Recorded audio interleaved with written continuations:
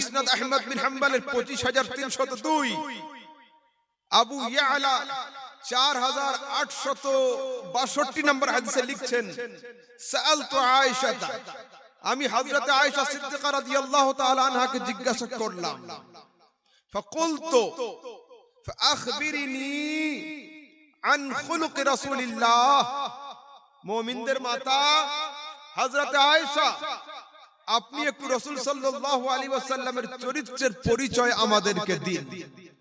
রাসূল কেমন চরিত্রের অধিকারী ছিলেন?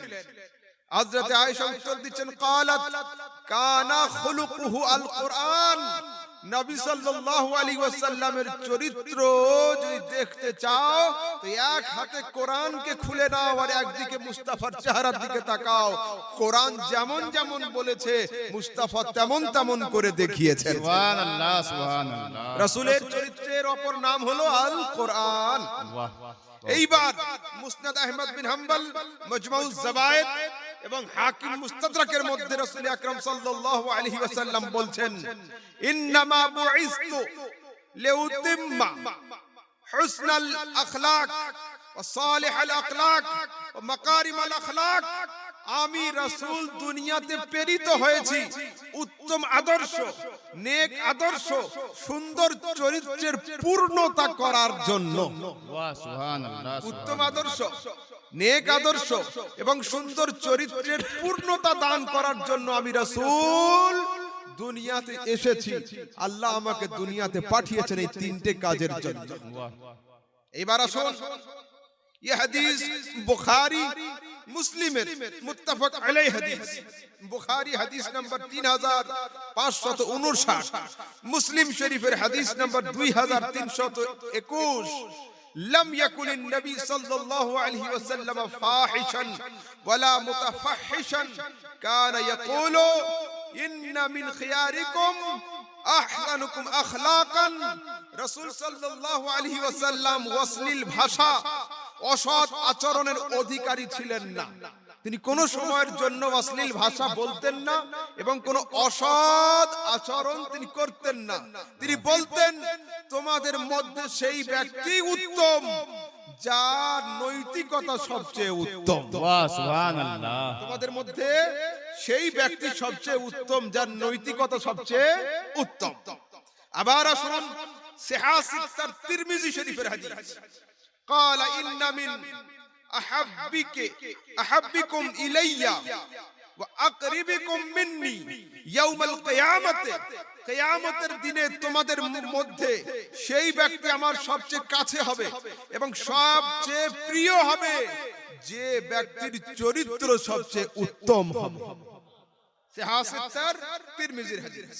আবার আসুন, তিরমিজির হাদিসে রাসূল সাল্লাল্লাহু আলাইহি ওয়াসাল্লাম বলছেন, আকমালুল মুমিনিন, একজন সম্পূর্ণ মুমিন সেই ব্যক্তি, ঈমানান, ঈমানের দিক দিয়ে যার চরিত্র উত্তম হবে এবং বাড়ির স্ত্রীর কাছে তার খবর নিলে স্ত্রী তাকে ভালো স্বামী বলে ভোট দিবে, সে হলো আমার কাছে উত্তম। সুবহানাল্লাহ, সুবহানাল্লাহ। স্ত্রীর কাছে ভোট পাওয়া এত সহজ নয়। রাসূল আকরাম সাল্লাল্লাহু আলাইহি ওয়াসাল্লাম কি বলেছেন? যে উত্তম মানুষ সেই যে তার স্ত্রীর কাছে প্রিয় এবং স্ত্রী তাকে ভালো বলে জানে যে হ্যাঁ ওর চরিত্র ভালো, ওর ক্যারেক্টার ভালো, ওর বিহেভিয়ার ভালো, ওর চলাফেরা ভালো, ওর ওঠা বসা ভালো, ওর সবকিছুই আমার কাছে ভালো, আমি ওর উপরে সন্তুষ্ট রয়েছি। স্ত্রী যার হয়ে সাক্ষ্য দিবে তো দুনিয়াতে জানতে হবে যে হ্যাঁ ও হাকিকতে ভালোই রয়েছে। ওখান থেকে ভোট পাওয়া খুব মুশকিল হয়। বাইরের পীর বাড়িতে গিয়ে পর্যন্ত ভোট পায় না, সেই জন্য রাসূল সাল্লাল্লাহু আলাইহি ওয়াসাল্লাম ওইখান থেকে ভোট গ্রহণ করতে বলেছেন। এইবার যে হাদিস পেশ করছি, স্টেটমেন্ট দিচ্ছেন কে? রাসূল সাল্লাল্লাহু আলাইহি ওয়াসাল্লামের প্রিয়তমা স্ত্রী হযরত খাদিজাতুল কুবরা। সুবহানাল্লাহ। জানি না আমার আপনার বাড়িতে গিয়ে খোঁজ নিলে রেজাল্ট কেমন হবে, কিন্তু জগৎগুরু মুস্তাফা সাল্লাল্লাহু আলাইহি সাল্লামের ফার্স্ট স্টেটমেন্ট আমি পেশ করব তার আপন স্ত্রী হযরত খাদিজাতুল কুবরার জবান। স্ত্রী যদি কাউকে বলে যে হ্যাঁ ও ভালো, তাহলে আলহামদুলিল্লাহ ও ভালো। তা শুন, এই হাদিস বুখারীর হাদিস। হযরতে খাদিজাতুল কুবরা লিখছেন, ইন্নাকা লা তাসিলুর রাহম ওয়া তাসদিকুল হাদিস ওয়া তাহমিলুল কাল্লা ওয়া তাকরি আদ-দাঈফ ওয়া তুঈনু আলা নওয়াবিল হক। কে? হযরতে খাদিজাতুল কুবরা, সেই যুগের সবচেয়ে বড় ধনী রমণী, যার ধন সম্পদের দিকে তাকিয়ে বড় বড় জমিদার, বড় বড় রাজা বাদশারা ঝুঁকে পড়েছিল বিবাহের প্রস্তাব নিয়ে। দুনিয়াবাসী মানুষ দলে দলে খাদিজার দিকে যাচ্ছিল, আর খাদিজা ধন সম্পদকে নিয়ে মুস্তাফার কদমে হাজির হয়েছে। দুনিয়ার বড় বড় বাদশারা, খাদিজা কবুল করো আমাকে, খাদিজা কবুল করো আমাকে, আর খাদিজা এসে পড়েছিল, মুস্তাফা তুমি কবুল করো আমাকে। হযরত খাদিজা কি লিখছেন, কি বলছেন? আত্মীয়তার বন্ধন জুড়ে রাখেন নবী, আপনি আত্মীয়তার বন্ধন সুন্দর করে জুড়ে রাখতে পারেন। সত্য কথা সব সময় বলেন, অনাথ অক্ষমদের বোঝা বহন করেন, আর মেহমানদের মেহমানদারি করেন। হকের পথে আগত যাবতীয় বিপদে আপনি সাহায্যের হাত বাড়িয়ে থাকেন। সুবহানাল্লাহ, সুবহানাল্লাহ। হযরতে খাদিজাতুল কুবরা রাদিয়াল্লাহু তাআলা আনহা রাসূল সাল্লাল্লাহু আলাইহি ওয়াসাল্লাম সম্পর্কে এই 5টা উক্তি পেশ করেছেন, যে আপনি আত্মীয়তার বন্ধন কিভাবে জুড়ে রাখতে হয়, এই কালা আপনিই জানেন। সত্য কথা সব সময় আপনি বলেন, অনাথ অক্ষমদের বোঝা আপনি বহন করেন, আর মেহমানদের মেহমানদারি করান, আর হক পথে আগত যাবতীয় বিপদে আপনি সাহায্যের হাত বাড়িয়ে দেন। 5টা স্টেটমেন্ট দিয়েছেন। এইবার আসলে হাদিস পেশ করছি। রাসূল সাল্লাল্লাহু আলাইহি সাল্লামের সাহাবীদের একটা দল গিয়েছে পারস্যে, হাবশাতে। হাবশার বাদশা নাজ্জাশী জিজ্ঞাসা করছে, মা হাযাদ দ্বীন, এই তোমাদের দ্বীন কি গো? কিসের দিনে তোমরা পাগল হলে? রাসূলের সাহাবীকে জিজ্ঞাসা করছে যে তোমাদের দ্বীন কি? ক্বালু আইয়ুহাল মালিক কুননা কওমান আহলা জাহিলিয়াহ না'বুদুল আসনাম ওয়া না'কুলুল মাইতাতা ওয়া না'তিল ফাওয়াহিশা ওয়া নাকতাউল আরহাম ওয়া নাসিআল জাওয়ার ওয়া ইয়াকুলুল কবি মিন্না আদ-দাঈফা فكنا على ذلك فبعث الله إلينا نبيا من أنفسنا نعرف وفاه وصدقه وأمانته। রাসূলের সাহাবী বলছেন, হে বাদশাহ, আমরা জাহেল যুগের মানুষ ছিলাম, নিজেরাও অজ্ঞ মূর্খ ছিলাম। ওয়া না'বুদুল আসনাম, আমরা ঠাকুর পূজাতে মগ্ন ছিলাম। ওয়া নাকুলুল মাইতাতা, মরা জিনিসকে আমরা ভক্ষণ করতাম। ওয়া নাতিল ফাওয়াহিশা, জিনা, ব্যভিচার, ঝুট, মিথ্যা, এর সঙ্গে আমরা জড়িত ছিলাম, ডুবেছিলাম। ওয়া নাকতাউল আরহাম, ছোট অবস্থায় মেয়েদেরকে আমরা হত্যা করে দিতাম। পড়শির সঙ্গে খারাপ আচরণ করতাম। আমাদের মধ্যে ধনীরা গরিবদেরকে লুট করে খেয়ে ফেলতো। আমরা এই সমস্ত কাজের সঙ্গে জড়িত ছিলাম। ফাবাসাল্লাহু ইলাইনা নাবিয়ান, এমত অবস্থায়, এই দুর্দশাপূর্ণ অবস্থায় আল্লাহ পাক আমাদের কাছে একজন নবী পাঠিয়েছেন। আমরা তাকে খুব চিনি, তার আচার, তার ব্যবহার, তার আমানতে খেয়ানত না করা। তিনি আমাদের ডাকলেন, ফাদাআনা ইলা আন না'বুদাল্লাহ ওয়াহদাহু, তিনি আমাদের দাওয়াত দিলেন আমরা যেন এক খোদার নিমিত্তে সিজদা করি, আল্লাহ ছাড়া কাউকে উপাসনার যোগ্য মনে না করি। ওয়া আমারানা, এবং তিনি আমাদের হুকুম দিয়েছেন। এইবার শুনুন স্টেটমেন্ট, কি হুকুম দিয়েছেন? বিসিদকিল হাদিস ওয়া আদাইল আমানাহ ওয়া সিলাতির রহম ওয়া হুসনুল জাওয়ার ওয়াল কাফফু আলাল মাহারিম ওয়া নাহানা আনিল ফাওয়াহিশ وقول الزور وأكل المال اليتيم وقذف المحسنة وأن نعبد الله وحده ولا نشرك به شيئا وأمرنا بالصلاة والزكاة والصيام। লম্বা চওড়া হাদিস। কি বলছেন? আমাদেরকে তিনি হুকুম দিয়েছেন সব সময় সর্ব অবস্থায় সত্য কথা বলার, আমানতে খেয়ানত না করার, প্রতিবেশীর সঙ্গে ভালো ব্যবহার করা, আত্মীয়তার বন্ধন বেঁধে রাখা এবং গরিব ফকির মিসকিন যাদের দুরবস্থা তাদের মাথার উপরে হাত রাখা এবং চুরি ছিনতাই ব্যভিচার জেনা থেকে দূরে সরে আসা, লোকের সঙ্গে ভালো কথা বলা, ইয়েতিমদের মাল না খাওয়া আর পবিত্র রমণীদের উপরে তোহমত না লাগা। সমাজে কোনো পবিত্র রমণী থাকলে তার দিকে ব্যভিচার বা অন্য কোনো খারাপ কাজের অভিযোগ না আনা। ওয়া আন না'বুদাল্লাহ, এবং আমাদেরকে এক আল্লাহর ইবাদত করতে বলেছেন এবং আমাদেরকে বলেছেন আমরা যেন রোজা রাখি, যাকাত দিই এবং আমরা নামাজ পড়ি। সুবহানাল্লাহ। এখানে রাসূল আকরাম সাল্লাল্লাহু আলাইহি ওয়াসাল্লাম মানুষের ভ্যালু বয়ান করেছেন, মানুষের মোরালিটিকে বয়ান করেছেন।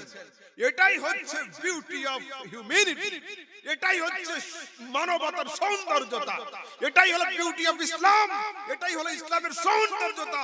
মুস্তাফা করিম সাল্লাল্লাহু তাআলা আলাইহি ওয়াসাল্লাম নামাজ, রোজা, হজ, যাকাত, ইবাদত, আরাধনা, উপাসনা করার আগে 10টা ভালো কাজের আদেশ করেছেন।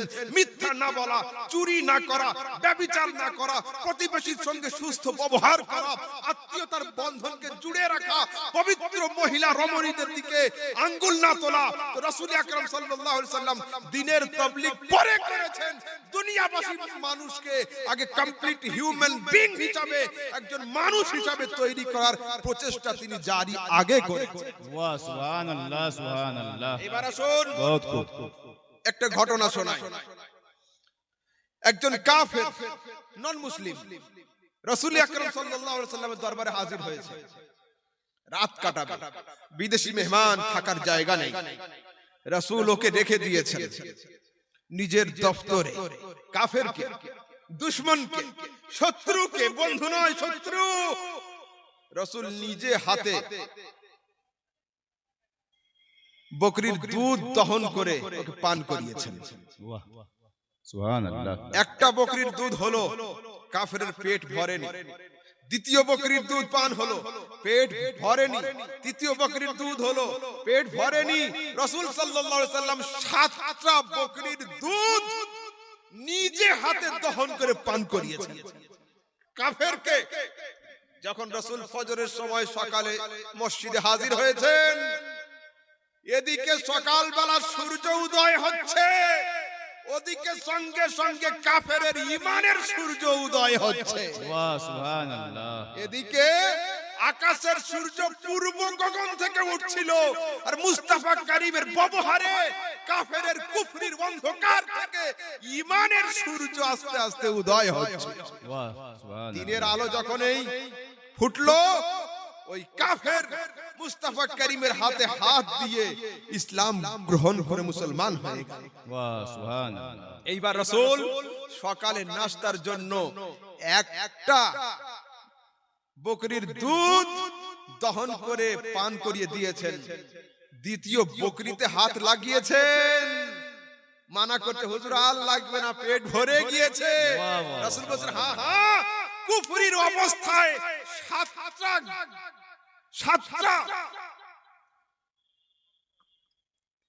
সাতটা ভেড়া, দুম্বা এবং ছাগলের দুধে পেট ভরে না, কিন্তু ঈমান আনার পরে ঈমানি নূর আল্লাহ পাক তার অন্তরে, তার পেটে এমন দিয়ে দেয়, যার রাতে 7টাতে পেট ভরেনি, সকালে একটাতে তার পেট ভরে গেছে। ইমানদারি ভাবে যুবকরা বলো, আপনারা বলুন, সারা রাত তো রাসূল এশার নামাজ পড়িয়ে দিয়ে নিজের বাড়িতে আরাম করছিলেন, কাফের অন্য জায়গায় ছিল, রেস্ট রুমে ছিল। রাসূল কোনো তাবলীগ করেন নাই, কালমা পড়ো বলেন নাই, কোনো আর্গুমেন্টে আসেন নাই, যুক্তি তর্ক দিয়ে রাসূল দ্বীনের দিকে দাওয়াত দেন নাই। কিন্তু রাসূল সাল্লাল্লাহু আলাইহি ওয়াসাল্লামের বিহেভিয়ার, তার চরিত্র, তার আচরণ, এবং তিনি যে একজন কমপ্লিট হিউম্যান বিং ছিলেন, একজন স্বয়ং সম্পন্ন মানুষ ছিলেন, মনুষ্যত্বে তিনি 100 ছিলেন। তার এই চরিত্রকে দেখে মক্কার কাফের বিনা তাবলীগে কলমা পড়ে মুসলমান হয়ে গেছে। সুবহানাল্লাহ, সুবহানাল্লাহ। নাম হলো চরিত্র। ইসলাম আমাদের সবচেয়ে প্রথম মানবতার দাওয়াত দেয়। এটাই হচ্ছে সিরাতে নবী। এইবার আসলে একটু আগের দিকে যাই। রাসূল আকরাম সাল্লাল্লাহু আলাইহি সাল্লাম, বুখারীর হাদিস 5997। রাসূল সাল্লাল্লাহু আলাইহি সাল্লাম কাব্বালা রাসূলুল্লাহ সাল্লাল্লাহু আলাইহি সাল্লাম আল হাসানা। রাসূলের দরবারে ইমামে হাসান রাদিয়াল্লাহু তাআলা আনহু বসেছিলেন। রাসূল ইমামে হাসানকে চুম্বন করেছেন। ওইখানে একটা লোক ছিল বসে, ও বলছে, ইয়া রাসূলুল্লাহ, ইন্না লি আশারাতা মিনাল ওয়ালাদ, আমার কাছে এক নয় দুই নয়, আমি 10 সন্তানের বাপ, আমার 10টা আওলাদ রয়েছে, কিন্তু আমি জীবনে কোনোদিন আমার একটা বাচ্চাকে আমি চুম্বন করিনি। রাসূল বলছেন, মান লা ইয়ারহাম লা ইউরহাম, যে দুনিয়াতে দয়া করবে না ও খোদার কাছ থেকে দয়া পাবে না। যে দয়া করবে না ও আল্লাহর কাছে দয়া পাবে না। আসুন আবার দ্বিতীয় হাদিস, তিরমিজির হাদিস, মুসনাদ আহমদ বিন হাম্বলের হাদিস। রাসূল বলছেন, লাইসা মিন্না, সে আমাদের অন্তর্ভুক্ত নয়। কত বড় কথা, লাইসা মিন্না, সে আমাদের অন্তর্ভুক্ত নয়। কে ইয়া রাসূলুল্লাহ? মান লাম ইউআক্কিরিল কাবীরা ওয়া ইয়ারহাম আস-সাগীরা ওয়া ইয়া'মুরু বিল মা'রুফ ওয়া ইয়ানহা আনিল মুনকার। সে ব্যক্তি আমাদের অন্তর্ভুক্ত নয়। কে ইয়া রাসূলুল্লাহ? যে ইসলামের অন্তর্ভুক্ত নয়, বলছে যে বড়দের সম্মান করতে জানে না, আর ছোটদের স্নেহ করতে জানে না, আর ভালো কাজের আদেশ আর খারাপ কাজের নিষেধ জানে না। আল্লাহু আকবার। আল্লাহ বহুত খুব। এই হাদিসগুলো অন্তরের ডায়েরিতে নোট করুন, আর আগামী কাল থেকে এইগুলোর উপরে আমল করুন। এখন আমাদের সমাজে এইগুলোই দরকার। অবশ্যই। জজবার ওয়াজ অনেক হয়েছে, বহুত নারা লাগালাগি হয়েছে। নিজেদের মধ্যে যে পরিবর্তন না আনতে পারি, সারা রাত বসে থেকে বেকার বেকার। শুনুন এইবার হাদিস।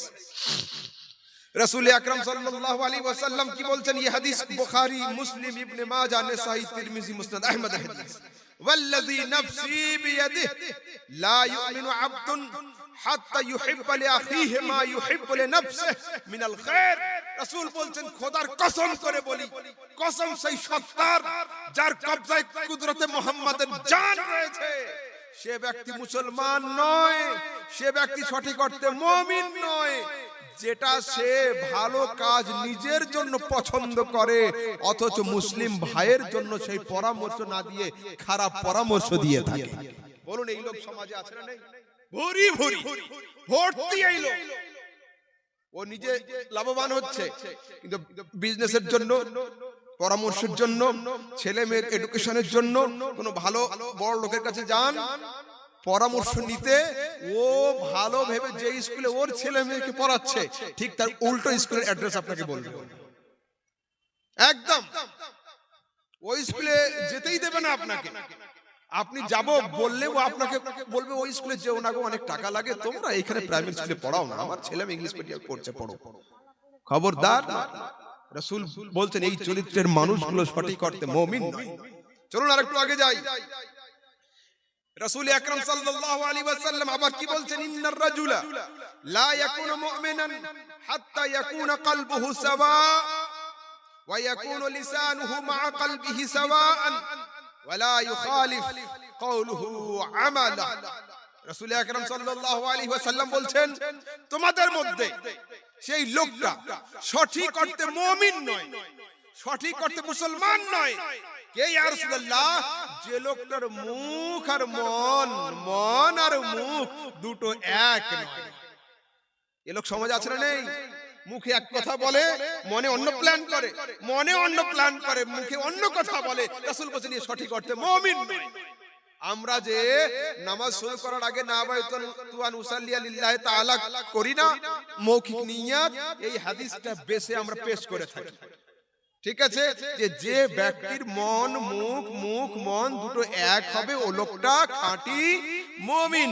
তো আমরা আন্তরিক নিয়ত নিয়ে তো বাড়ি থেকে বের হচ্ছি, যে আমরা জুমার নামাজ আদায় করতে যাচ্ছি, তারপরে মুসাল্লায় দাঁড়ানোর সময় মুখ দিয়ে উচ্চারণ করে নাও, তাহলে অন্তরের কথাটা মুখ দিয়ে প্রকাশ হয়ে যাক, আর মুখের কথাটা অন্তর দিয়ে প্রমাণ হয়ে যাক, তাহলে মৌখিক নিয়তটা তোমাদের সঠিক হবে।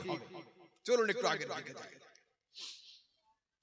এইবার عن أبي هريرة حديث بخاري مسلم الحديث أن رسول الله صلى الله عليه وسلم قال حق المسلم على المسلم خمس অন্য হাদিসে আছে সিত্তুন একজন মুমিন মুমিনের উপরে মুসলমানের উপরে হক রয়েছে পাঁচটা এতে আলেম হাফেজ কারি পীর মুরিদ সব এক ক্যাটাগরি আপনার উপরে আমার যতটা হক আমার উপরে আপনার ততটা হক কটা কোন হাদিসে আছে পাঁচটা কোন হাদিসে আছে ছটা কি আছে রাদ্দুস সালাম ইয়াদাতুল মারিজ ইত্তিবাউল জানায়েজ ইজাবাতুদ দাওয়া তারপরে শুনেন এইখানে রাসূল সাল্লাল্লাহু আলাইহি ওয়াসাল্লাম পাঁচটা দিয়েছেন সহিহ মুসলিমের riwayate ছটা রয়েছে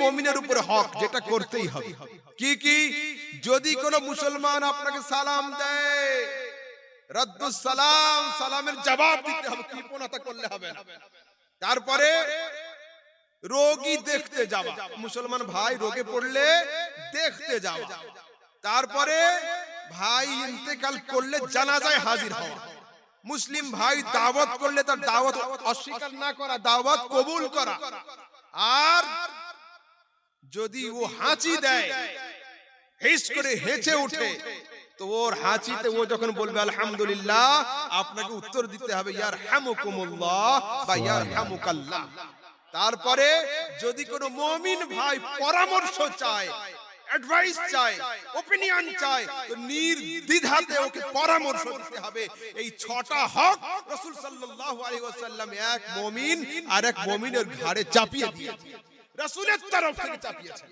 আমাদের সমাজে আমরা কৃপণ হয়ে গিয়েছি আমাদের সিনাগুলো ছোট হয়ে গিয়েছে আমাদের দিলের মধ্যে জায়গা নেই শুধু হাসাদ আর হাসাদ জ্বলন আর জ্বলন ঝগড়া আর ঝগড়া মারপিট আর মারপিট কৃপণতা আর কৃপণতা খবরদার আমার রাসূল দিলদার ছিলেন রাসূলের উম্মতিরাও দিলদার রয়েছে দিল খুলে মন খুলে দোয়া করতে হবে সালামের জবাব দিতে হবে অসুস্থ হলে দেখতে যেতে হবে মরে গেলে জানাজায় যেতে হবে পরামর্শ চাইলে তাকে সঠিক যুক্তি দিতে হবে এবং সে হাঁচি দিলে তার হাঁচির উত্তর দিতে হবে